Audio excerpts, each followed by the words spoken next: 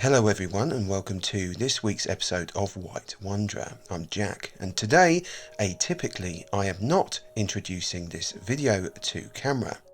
See, I've been a little bit under the weather recently and so I haven't been able to get out and about to film my usual pieces to camera. Never fear though, I won't leave you videoless. So this week I am going to take the opportunity to cover 4 hopefully interesting Isle of Wight Railway facts and stories which I haven't yet been able to fit into any of my episodes. All from the comfort of my sofa. Without any further ado then, here we go. Number 1. The 2.5 stations in Ashey.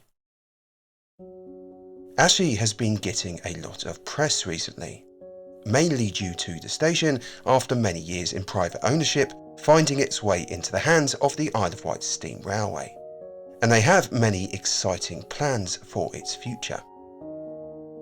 It has also featured in a fair amount of my own videos, including more recently an episode on the proposed but never built Ashey and Horingford Railway.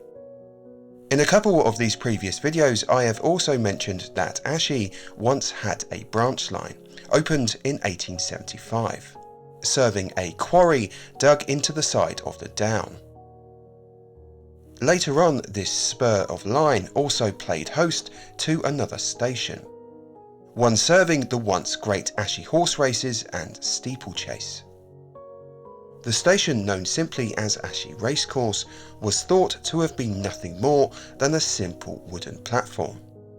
But seeing as the racing stopped in the 1920s when the Grandstand burned down, we cannot actually know for sure, and there is another problem.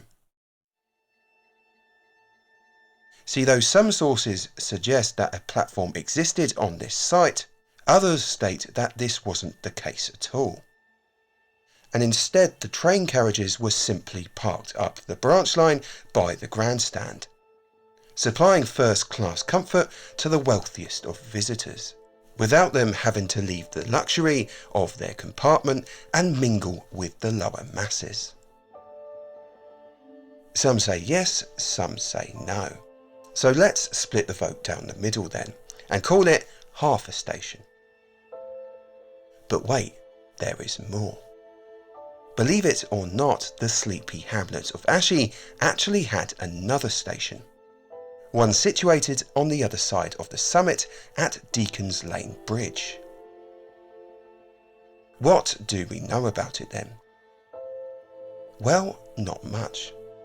What we do know is that once again it would have been a simple wooden halt, primitive in construction, and it was built to serve a nearby territorial army camp.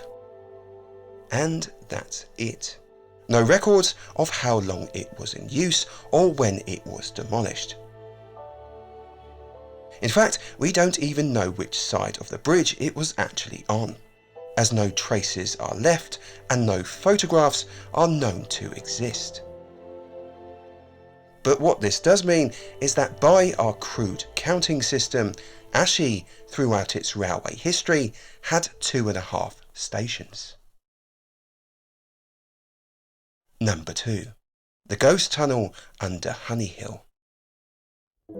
In a recent 2-part episode on the channel, I ventured out west to trace the Freshwater Ghost Railway, the Freshwater, Yarmouth and Newport Railway's original proposed route.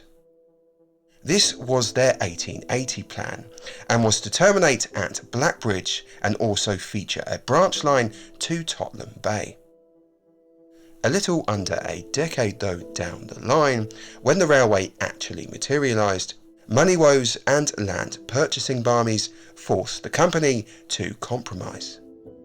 And in doing so, the entire alignment of the line between Yarmouth and Freshwater was rerouted along the eastern boundary of the River Yar, where it terminated nowhere near Freshwater Bay, instead at the bottom of Hook Hill. Now I have of course covered this in detail before, but there was a bit that I missed out. See, this wasn't the only diversionary adjustment the railway company had to make. At the other end of the permanent way was the island's county town of Newport. And here the FYNR, when built, joint with the Isle of Wight Central at a very awkward junction facing north towards Cowes, away from Newport Station. This meant that trains from Freshwater would have to enter the Cowes section before reversing back into the platforms, usually on the other side of the main line. The reason for this strange practice was simply down to the lack of space. The line's approach to the station only achievable by an awkwardly placed trestle viaduct, sandwiched between the town and the gradient of Honey Hill. This was also all the company could really afford, as they were virtually bankrupt from the start. But if money hadn't have been such a pivotal factor in the railway's development, the line's approach into Newport would have looked remarkably different. The Freshwater Railway Company's original plan from 1880 featured a connection at Newport, naturally facing the station. And to handle the issue with the lack of space on approach, the line would have tunnelled under Honey Hill.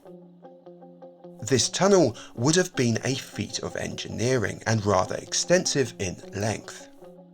But before work could commence, of course, the FYNR fell into financial hardship. The railway ended up with a compromised line. This inevitably was a contributing factor in the line's decline, closing in full in 1953. However, if the company had gotten their own way in the first place, today the residents of Honey Hill would have to sleep at night knowing that beneath them was a rather ominous abandoned railway tunnel. Number 3. The oldest surviving railway-related building. The first passenger railway on the island was the Cowes and Newport Railway, proposed in 1859 and opened 3 years later in 1862. Sadly, however, though a pioneer, little remains of the line today. Both Cowes and Newport stations were swept away in the 1970s. But even these weren't the original structures built at the beginning of the line's history. By the era of grouping in the 1920s, through a kind of trigger's broom effect, remnants of the original stations at Newport and Cowes had long disappeared. However, even if the stations had have survived, arguably they wouldn't have been the oldest railway-related structures on the Isle of Wight. That distinction goes to a building at St John's Station in Ryde, the original terminus of the Isle of Wight Eastern Section Railway. This line was proposed in 1860 and the first section completed in 1864. But crucially, the route is still in use today as the Island Line, and therefore retains much of its original architecture, including the station buildings at St John's, Brading, Sandown and Shanklin. There is though one structure which predates all of them, and it sits in the yard at St John's. This 2-lane brick-built engine shed, now dwarfed by the corrugated carriage workshop alongside, is in fact the original engine shed at Ryde. It was supposedly one of the very first structures the company actually built, and if records are correct, dates all the way back to 1860, the year the railway was proposed. Amazingly, it is still in use today as a workshop, its doors recently decked out in a fresh coat of southern green. Number 4. Mr. Occomore. Now, as you may know, many of the island's branch lines were short-lived. The Ventnor West Line, for example, lasted a mere smidge over 50 years, opening fully in 1901 and closing early on in 1952. Because of this, people of a certain generation would have witnessed both the rise and the fall of the island's railway era. One of these people was a Mr. Occomore, a resident of Bembridge, who, when he was a wee nipper, actually rode on the first train to operate the Bembridge branch in 1882. Mr. Occomore throughout the years would have lived through 2 world wars and witnessed their impact on life and the railway. He would have seen the rise and the subsequent decline into ruin of St. Helens Quay. In the 1920s and 30s, he would have witnessed the grouping era, and afterwards the nationalisation of the railways by BR. Then one day, the news arrived that the branch line, the very one he had seen open all those years ago, was to close indefinitely. And on the 20th of September 1953, Mr. Occomore boarded his carriage, alongside his extensive family and friends, and then he rode on the last train out, having experienced the entire life cycle of a railway, from its birth to the very end.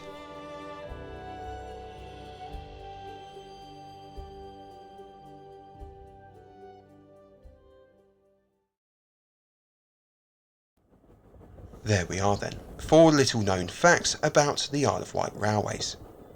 And with that, I bid you farewell. I will be back again next week, where hopefully you will join me out and about somewhere railway related. But until then, thank you for watching, and see you again next time.